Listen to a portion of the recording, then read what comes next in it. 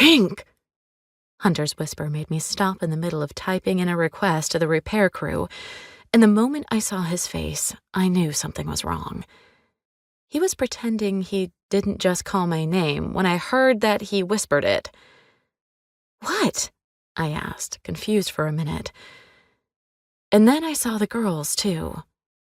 Patricia was staring at her screen without even blinking, and Eva was rearranging some papers on her desk, shoulders rigid and eyes in front of her, which never happened. And then Hunter's eyes darted somewhere behind me, only for a split second, so I turned. Dominic Dane was not even 5 feet away from our desk, and his eyes were on me. My heart skipped a long beat, and my lungs squeezed immediately. The whole freaking office disappeared, and all I saw was him. To my eyes, he moved in slow motion.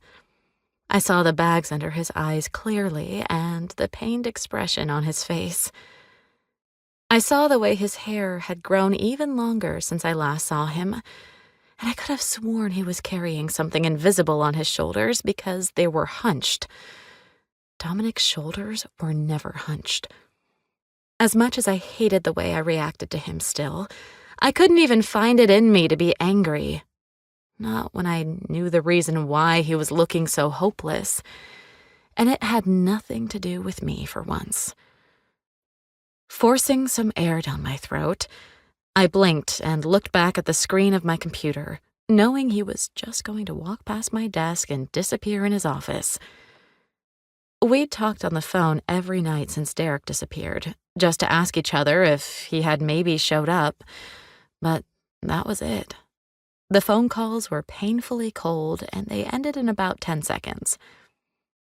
Nothing was going to change, except through the corner of my eye, I saw him passing by Eva's desk, which was right next to mine, but he didn't keep moving like he usually did.